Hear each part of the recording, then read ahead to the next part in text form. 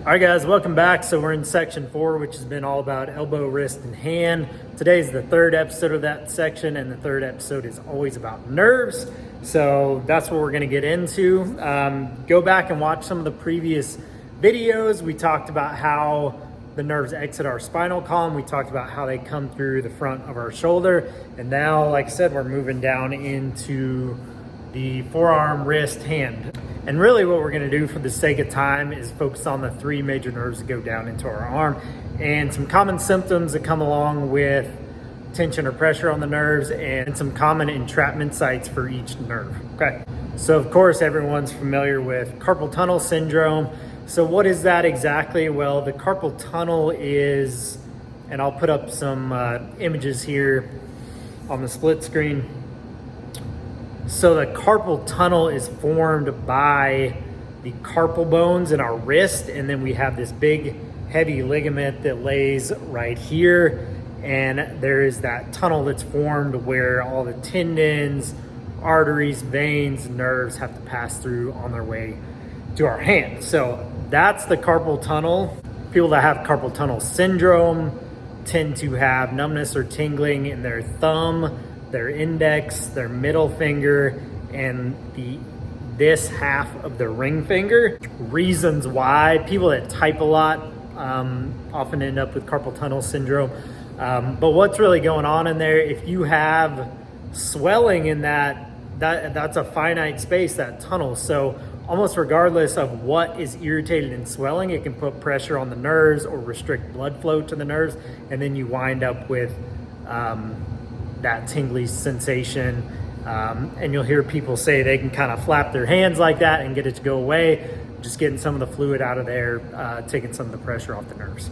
All right, so the ulnar nerve passes through our elbow right here, kind of on the inside there. It's called the cubital tunnel, perhaps better known as the funny bone. Everybody's done it. Bang your elbow on desk or something and it shoots lightning down to your pinky and your ring finger, and that's because you squashed your ulnar nerve when you did that.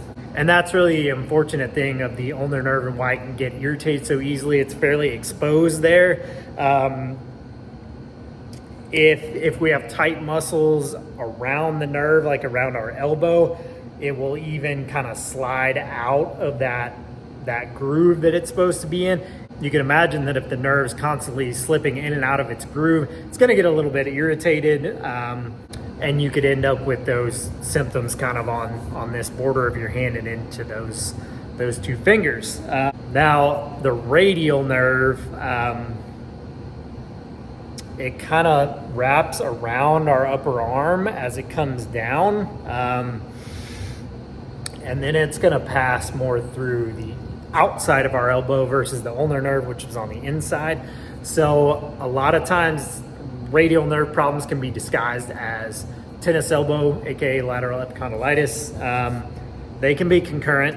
If there's numbness, tingling from radial nerve irritation, it's going to be more on the back side of our hand here,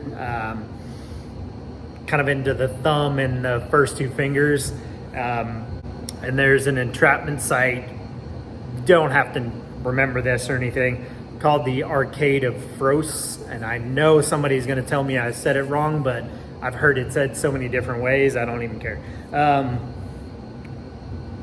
But that's where the radial nerve has to dip down into some of the muscles in our forearm, and kind of these edges of the tendons, especially if the muscles tightened up, they're not very forgiving to nerves. Nerves are pretty easy to irritate. They take longer to settle down than a lot of other tissues.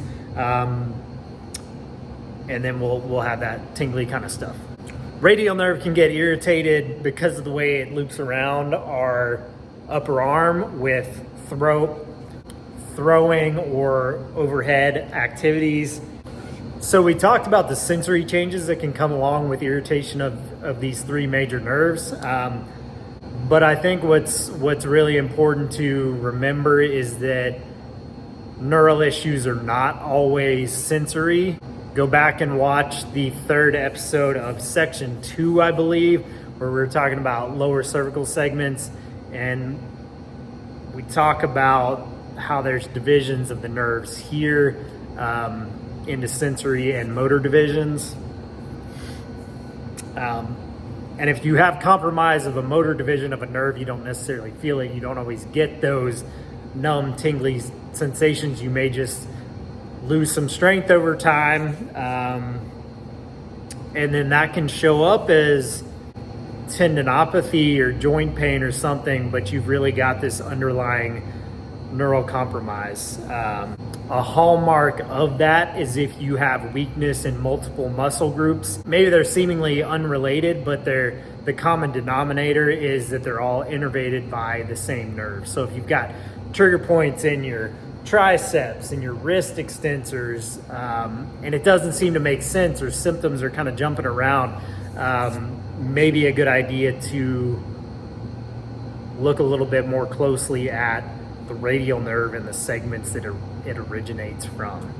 That can turn into a really long discussion, so we'll leave it there today. Stay tuned for episode 4 of section 4, where we'll talk about self-treatment and exercise that you can do. And as always, if anybody has any questions, please feel free to reach out. Thanks for watching, guys. See you soon.